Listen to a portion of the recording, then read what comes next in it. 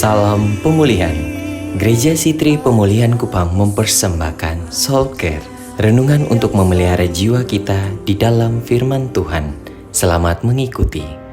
Ayat 8, seorang dari murid-muridnya yaitu Andreas, saudara siapa? Simon Petrus berkata kepadanya, ayat 9, di sini ada seorang anak yang mempunyai 5 roti jelai dan 2 ikan. Tetapi apakah artinya itu untuk orang sebanyak ini? Menarik, waktu saya baca ini, saya kagum terhadap Andreas. Yesus dengan Filipus sedang berbicara, ternyata Andreas mengamati, dia lihat. Lalu Andreas datang dan dia bilang begini, Tuhan, saya tidak tahu ini cukup atau tidak. Tapi ada anak kecil punya 5 roti dan 2 ikan. Saya tahu Tuhan tidak usah kasih tahu saya. Saya tahu ini tidak cukup. Tapi menurut Yohanes ini sudah mujizat yang keempat. Ini sudah tanda yang keempat.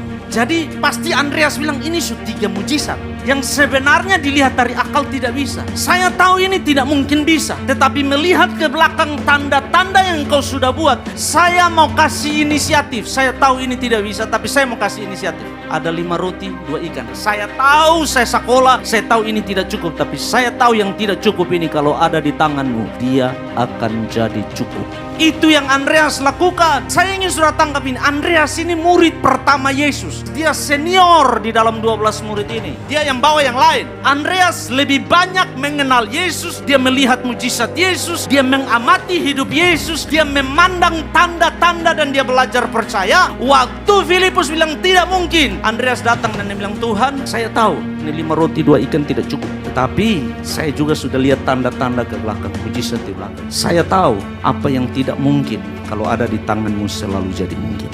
Andreas tidak sedang bilang bahwa dia akan mampu menolong. Dia sedang bilang bahwa yang tidak mampu ini kalau di tangan Tuhan pasti mampu. Nah, Bapak Ibu Saudara, saya ingin saudara tangkap ini baik-baik. Yang Tuhan butuhkan dari saudara adalah inisiatif iman saudara.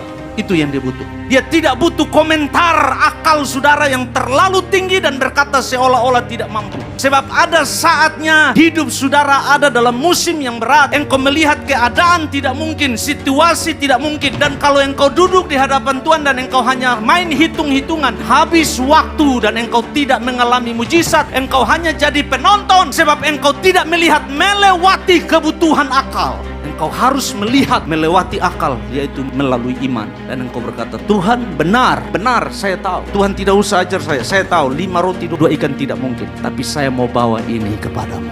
Saya tahu di tanganmu ada sesuatu. Saya tahu di tanganmu ada jawaban. Saya tahu di tanganmu ada mujizat. Saya tahu di tanganmu ada perubahan keadaan. Saya tahu bahwa kalau engkau ambil alih, mujizat terjadi. Bapak Ibu Saudara, maukah hari ini engkau berhenti menjadi Filipus dan berkata, Tuhan tidak mungkin. Hari-hari hidupmu hanya diisi dengan omelan, dengan ocehan. Engkau tidak pernah bisa melihat mujizat Allah. Sebab engkau habiskan hidupmu menghitung 1, 2, 3 dilawan dengan kebutuhan yang ada. Dan engkau bilang tidak mungkin. Maukah engkau menjadi Andreas dan berkata, Tuhan tidak mungkin ini 5 roti 2 ikan. Tapi ini yang saya punya. Ibadah saya masih punya. Iman saya masih punya. Ketaatan saya masih punya. Kesetiaan saya masih punya. Saya akan bawa hidup saya dan waktu saya di mesbahmu. Dan saya percaya kalau saya ada di hadiratmu, mujizat pasti terjadi.